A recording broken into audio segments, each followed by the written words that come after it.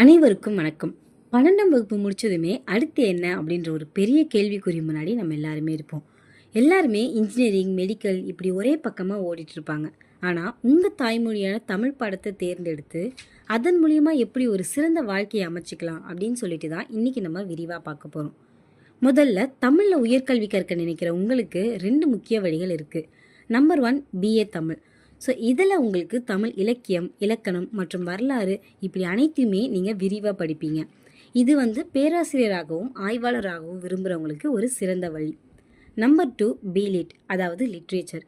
இது முழுக்க முழுக்க தமிழ் இலக்கியத்தை மட்டுமே ஆழமாக படிக்கும் உதவுகிற ஒரு துறை. இதை முடிச்சுட்டு நீங்கள் பிஎட் படிப்பை முடிச்சிங்கன்னா உங்களுக்கு உடனடி ஆசிரியர் வேலை காத்துட்ருக்கு. ஸோ இது மட்டும் இல்லாமல் தமிழ் படித்தா வேலை கிடைக்காது அப்படின்னு சொல்லிட்டு ஒரு தவறான புரிதல் இன்றைய காலகட்டத்தில் இருக்குது. ஸோ உண்மையை சொல்லப்போனால் அரசு தேர்வுகளில் தமிழ் ஒரு மாஸ்டர் கீனே சொல்லலாம். டிஎன்பிசி போன்ற தேர்வுகளில் தமிழ் மொழி பாடத்தில் நீங்கள் வலுவாக இருந்தால் வெற்றி நிச்சயம் உங்கள் பக்கம்தான் இருக்கும். இது மட்டும் இல்லாமல் சிவில் சர்வீஸ் தேர்வுகளில் தமிழை ஒரு விருப்ப பாடமாக எடுத்து நீங்கள் படிச்சிங்கன்னா இன்றைக்கி பல தமிழர்கள் ஐஏஎஸ் அதிகாரி ஆன மாதிரி நீங்களும் சாதிச்சு காமிக்கலாம். அது மட்டும் இல்லாமல் தொல்லியல் துறையில் கீழடி போன்ற இடங்களில் ஆய்வு செய்யவும் கல்வெட்டுகளை படிக்கவும் தமிழ் புலமை மிக்கவர்கள் தேவைப்படுறாங்க. ஸோ இன்றைக்கி மிக மிக அதிகமான வாய்ப்பு இந்த துறையிலுமே உங்களுக்கு காத்துட்ருக்கு.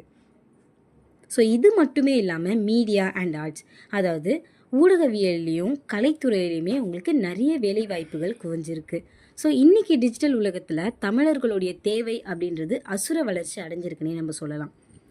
செய்தி வாசிப்பாளராகவும் நிபுணராகவும் இதழியல் துறையில் சிறந்த வேலை வாய்ப்புகள் உங்களுக்கு காத்துட்ருக்கு. இது மட்டும் இல்லாமல் திரைத்துறையில் திரைக்கதை எழுதுதல், பாடலாசிரியர் மற்றும் டப்பிங் கலைஞராக கூட நீங்கள் ஜொலிக்கலாம். அண்ட் இது மட்டும் இல்லாமல் டிஜிட்டல் மீடியாவான யூடியூப், பாட்காஸ்ட் போன்ற சமூக வலைத்தளங்களில் தரமான தமிழ் உள்ளடக்கங்களை உருவாக்குறதுக்கு பெரிய வரவேற்பு இன்றைக்கி இருக்குங்க. ஸோ இது மட்டுமே இல்லாமல் மாடர்ன் ஆப்பர்ச்சுனிட்டிஸ், அதாவது நவீன வாய்ப்புகளுமே நிறைய கொட்டி இருக்குது.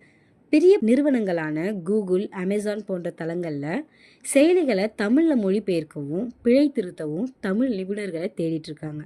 ஸோ மொழிபெயர்ப்பு துறையிலுமே நீங்கள் கை நிறைய சம்பாதிக்கலாம். கடைசியாக ஒன்று மட்டும் சொல்கிறேன், மொழி அப்படின்றது வெறும் தொடர்பு கருவி மட்டும் கிடையாது, அது நமது அடையாளம். தமிழை விரும்பி படிக்கிற நீங்கள் வெறும் பட்டம் வாங்குறதோட மட்டும் இல்லாமல் நம் மொழியை அடுத்த தலைமுறைக்கு கொண்டு செல்லும் தூதுவர்களாகவும் இருப்பீங்க.